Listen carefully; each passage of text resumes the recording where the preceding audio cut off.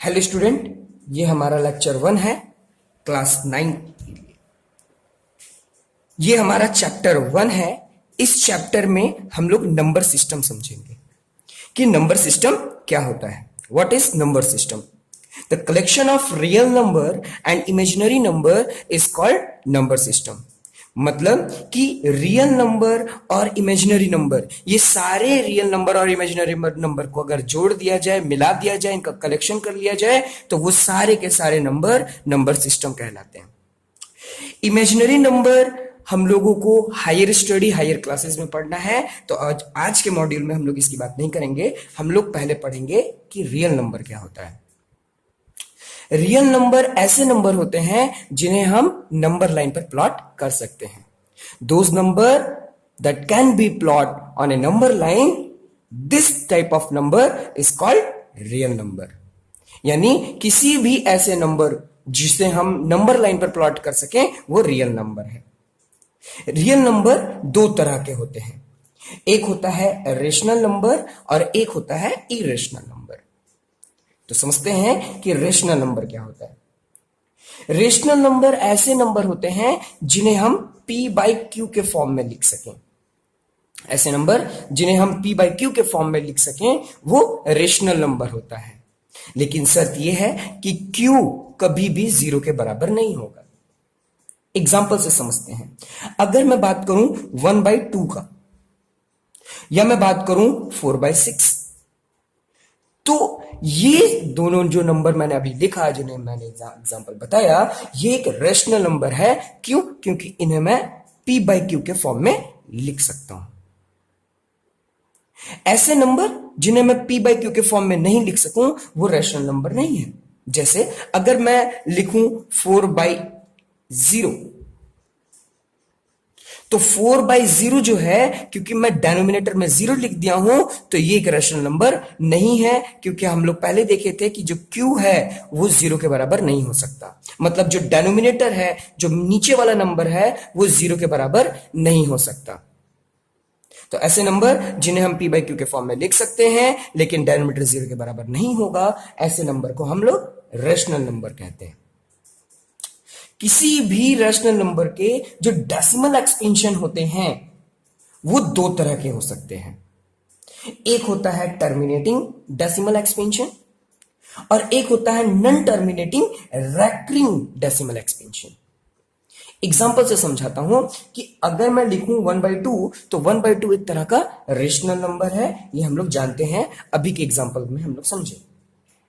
लेकिन अभी हम लोग समझ रहे हैं कि ये टर्मिनेटिंग डेसिमल एक्सपेंशन क्या होता है। तो अगर 1/2 को मैं जनरल डिवाइड करूं तो हम लोग ये जानते हैं कि 1 हमारा क्या है, 1 हमारा डिविडेंट है और 2 हमारा क्या है, 2 हमारा डिवाइजर है। अगर हम इसे डिवाइड करें तो डिविडेंड को यहां लिख दिया और डिवाइजर को यहां लिख दिया। अगर इन दोनों को डिवाइड करूं तो डिवाइड नहीं हो सकता, क्योंकि डिवाइजर बड़ा है डिविडेंड से। तो यहां पर मैं डेसिमल दूंगा तो यहां पर 0 आ जाएगा। अब मैं इसे डिवाइड कर सकता हूं। 2 5 10, हमारा रिमाइंडर क्या आ गया? हमारा रिमाइंडर आ गया 0। यानी इस जो डिवीजन है वो कंप्लीट हो गया। तो अगर मैं 1/2 का डेसिमल एक्सपेंशन लिखूं तो आएगा 0.5। अब मैं आगे डिवाइड नहीं कर सकता। इसका मतलब ये हो गया कि ये टर्मिनेट हो गया, रुक गया। यानी इस 1/2 के रेशनल नंबर का जो डेसिमल एक्सपेंशन है वो टर्मिनेट हो गया, यानी वो रुक गया, वो आगे नहीं बढ़ा। उसी तरह अगर नॉन टर्मिनेटिंग रेकरिंग का एग्जांपल समझें तो अगर मैं लिखूं 1/3, तो 1/3 एक रेशनल नंबर है। लेकिन अगर इस 1/3 को मैं डिवाइड करूं तो हमें क्या मिलेगा? हमें मिलेगा, मैं यहां पर 1 लिख देता हूं, 3 1 से डिवाइड नहीं हो पाएगा। मैं यहां पर डेसिमल डालूंगा तो यहां पर आएगा 0 और 3 3 हो जाएगा 9 और मैं डिवाइड करूंगा तो रिमाइंडर 1 आ गया। क्योंकि अब ये कंप्लीट नहीं हुआ, रिमाइंडर 0 नहीं आया, मैं और आगे बढ़ाऊंगा तो यहां पर 0 हो गया, फिर 3 3 9 और ये आगे बढ़ रहा है। अगर मैं इस 1/3 रेशनल नंबर का डेसिमल एक्सपेंशन लिखूं तो कुछ आएगा 0.333 समथिंग। तो इस 0.333 से हमें क्या समझ में आ रहा है कि ये जो रेशनल नंबर का जो डेसिमल एक्सपेंशन है वो नॉन टर्मिनेटिंग है।